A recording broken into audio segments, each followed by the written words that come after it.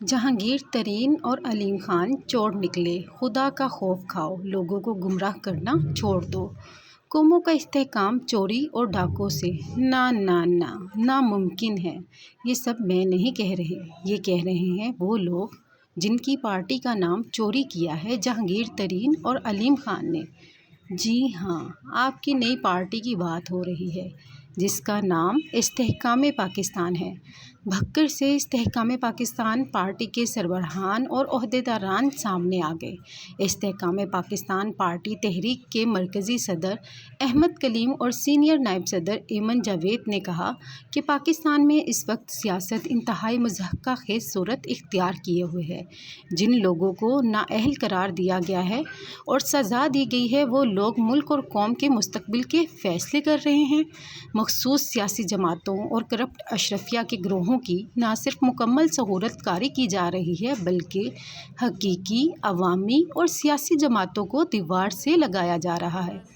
ہم election commission of Pakistan تمام اضلاع کی انتظامیہ اور عدلیہ سے مطالبہ کرتے ہیں کہ وہ منصفانہ اور شفاف انتخابات کا انعقاد یقینی بنائیں تاکہ 8 فروری کو سلیکشن کی بجائے حقیقی الیکشن کی راہ ہموار ہو سکے۔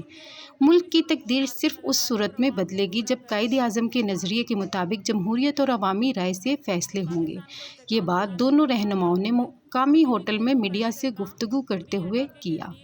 انہوں نے کہا کہ جہانگیر ترین اور علیم خان نے ہماری پارٹی کا نام چرایا ہے، اس لیے ہم اپنی پارٹی کا نام اور پہچان کا دفاع ہر قانون اور عوامی فورم پر کریں گے کیونکہ یہ ہمارا قانونی اور آئینی حق ہے۔ استحکام پاکستان تحریک کے مرکزی رہنماؤں نے کہا کہ ہم حکم خدا کا، آزادی قانون کی اور حق سب کا ہمارا منشور ہے۔ ہماری جماعت آئندہ انتخابات میں ملک کے تمام حلقوں میں امیدوار لائے گی اور ایسے امیدوار نامزد کیے جائیں گے جو حقیقی معنوں میں عوام کے نمائندے ہوں۔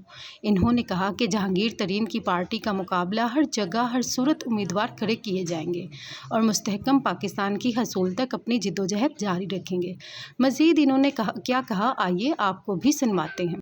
مضحکہ خیز سیاست جو ہے وہ ہمیں نظر آ رہی ہے کہ دو بڑے سیاسی لیڈرز جو کہ نااہل جن کو قرار دیا گیا ہے وہ پاکستان کے الیکشن میں نہ صرف یہ کہ باقاعدہ طور پہ آپ کو کمپین کرتے نظر آ رہے ہیں بلکہ جو حقیقی سیاسی نمائندہ جماعتیں ہیں ان کے حقوق پہ بھی شب خون مارتے نظر آ رہے ہیں اور عوام کو گمراہ کر رہے ہیں کہ پاکستان کو استحکام دلانے میں وہ کامیاب ہوں گے۔ کبھی بھی قوموں کا استحکام چوری یا ڈاکے کے ذریعے نہیں اور ایسے لیڈرز کے ذریعے نہیں آ سکتا کہ جو خود اس پاکستان کی سیاست میں حصہ لینے سے نااہل قرار دیے جا چکے ہوں۔ جب بھی اس ملک کو استحکام ملے گا وہ عوامی اور جمہوری جدوجہد کے ذریعے ملے گا، نہ کہ جو ہمارے ہاں بندر بانٹ کے اصول ہیں اور ہوائی جہازوں کی جو سیاست ہے وہ کبھی بھی پاکستان کو استحکام دلانے میں کامیاب نہیں ہو سکتی۔ اس کے لیے ایک طویل اور عوامی جدوجہد کی ضرورت ہوگی جیسی قیام پاکستان کے وقت 1947 میں قائد اعظم کی قیادت میں عام عوام نے مل کے کی تھی۔ مزید اس طرح کی دلچسپ ویڈیو کو جاننے کے لیے میرے چینل کو سبسکرائب کریں اور اس ویڈیو کو لائک کریں اور بیل آئیکن کو دبانا مت بھولیے گا۔ شکریہ۔